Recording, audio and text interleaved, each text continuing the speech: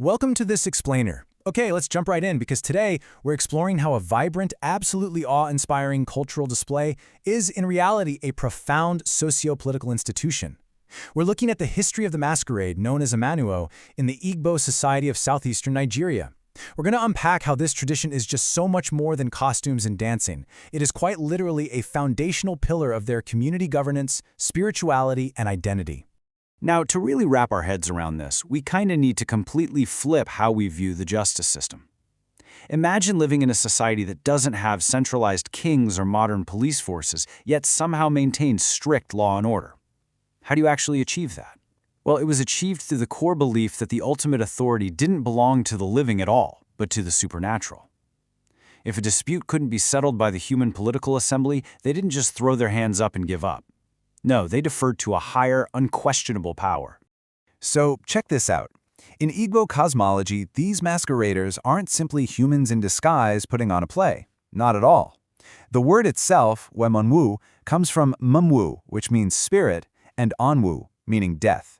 They are literal manifestations of deceased ancestors returning to the earthly realm. The performers are believed to be temporarily inhabited by these otherworldly forces, acting as a direct, tangible bridge between the physical world of the living and the ancestral realm. Scholar Onyunike really hit the nail on the head with this concept, calling them the dead among the living. It perfectly captures the core belief of the Igbo worldview, right? The boundary between the living and the dead is highly permeable. Death isn't the end of a community member's involvement, it's just a transition. It's a transition to a much more powerful state where ancestors actively return to guide, correct, and protect their descendants through the physical vessel of the masquerade. Section 1. The Faces of the Spirits. So, diving into how these spirits actually manifest, there's this really fascinating, stark contrast between the two main categories, the visible and the invisible. The visible masquerades operate in the daytime. They're highly aesthetic, engaging in dance, music, and parodies that teach moral lessons and entertain the public. But then you have the invisible masquerades, like the Ajiaka. These are nocturnal, rarely ever seen, and deeply, deeply fearsome. They serve as the strict enforcers and regulators, using the absolute mystery of the night to strike fear into anyone who has broken social taboos. Let's look at a few examples of invisible spirits. First up is the Ejele. And wow, this thing is massive. It's the largest masquerade system in Igbo tradition, a towering, majestic structure reaching up to 5.5 meters tall. It's meticulously adorned with mirrors, beautiful fabrics, and dozens of figurines. The Ejele symbolizes absolute grandeur and royalty. In fact, its presence is so awe-inspiring that when the Ejele enters a festival, all the lesser masks respectfully withdraw. Then, shifting gears completely, you've got the Agaba. This one brings a much more perilous, battle-ready energy. The Agaba represents the eager warrior spirit. Just the design alone, fierce masks with jutting teeth and protruding horns, and the performer often wielding cutlasses. Through its aggressive movements and highly melodic chants, the Agaba projects an intense, protective energy. It's a very common spirit among the youth, and it definitely warns onlookers of its potent and dangerous nature. And just to round out this quick gallery, we have Adama. It's a visually stunning tribute to the spirits of deceased, beautiful maidens. What is super fascinating here is that despite the heavily effeminate, beautiful display honoring female aesthetics, the Adama is traditionally performed entirely by men. It's this graceful, artistic celebration of ancestral beauty and harmony that parades during festivals to entertain the crowds. Section 2. The Ancestral Police Force. All right, so how did they actually govern daily life? Well, before colonial administrative systems were introduced, the mmanwu acted as a highly effective supernatural police force.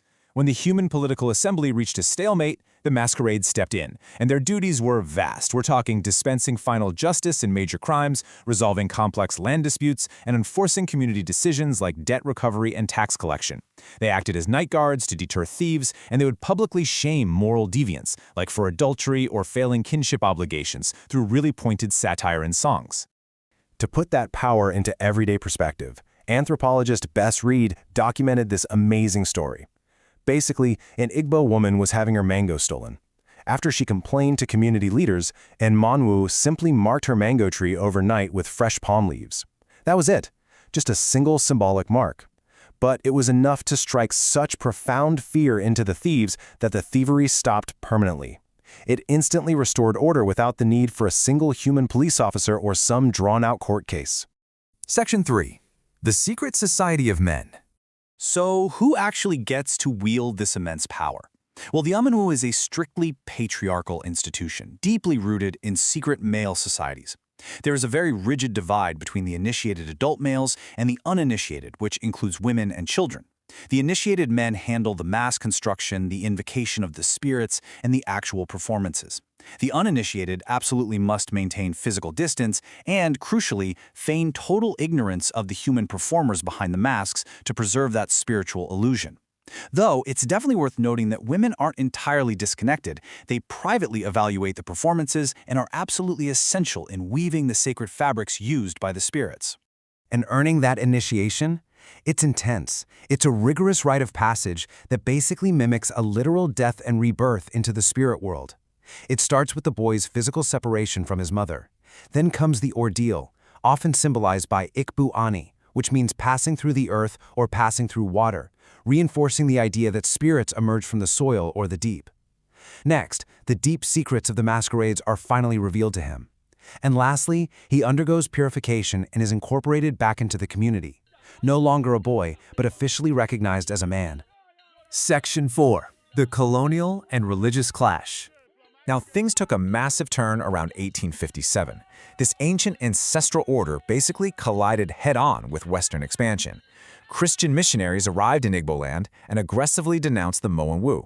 They viewed this reverence of ancestors as demonic idolatry and a direct threat to monotheism. This tension escalated all the way until 1915, when a Catholic Congress in Onitsha explicitly banned its members from participating in mmanwu at all. On top of that, colonial administrators viewed these secret societies with deep suspicion, seeing them as threats to British indirect rule, which ultimately led to destroyed shrines and severe cultural disruption. But here's the thing. The Igbo didn't just passively roll over and accept this suppression. They fought back, culturally. They utilized the masquerade's traditional role of public satire and aimed it squarely at their new oppressors. They invented these hilarious, subversive new masks like the ghost policemen, who performed exaggerated military drills to lampoon the African warrant chiefs enforcing colonial rule. They also created the Oyibo, or white man masks, which mercilessly mocked the stiff British administrators in their sun helmets and drill attire. It was just a brilliant, resilient adaptation of spiritual authority used for political resistance. Section 5. Mmanwu in the Modern World. Okay, so where does all this leave the mmanwu today in our era of globalization and urbanization? Well, it's shown absolutely incredible resilience by evolving. While its strict socio-political law enforcement roles have largely been replaced by modern state laws, the mmanwu has pivoted. Today, you'll see massive, revenue-generating cultural heritage festivals, heavily sponsored by states like Anambra to drive tourism. The artisans use modern materials now, plastics and aluminum alongside traditional wood and raffia. The masquerades remain a vital presence in funerary rites, honoring the transition of life. And they're even crossing into modern media, inspiring contemporary paintings and even a 2D animated horror thriller film by Zuma Studios that dives deep into Igbo spirituality. But to be completely impartial here, we also have to look at the contemporary challenges this tradition faces from within. Because as the original socio-religious weight of the masquerade has sort of diluted, a modern threat has emerged. There are widespread reports of uninformed, delinquent youth completely hijacking the masquerade disguise. Instead of channeling ancestral justice and maintaining community order, these groups use the masks, sometimes fueled by alcohol and drugs, for street extortion, harassment, and vandalism.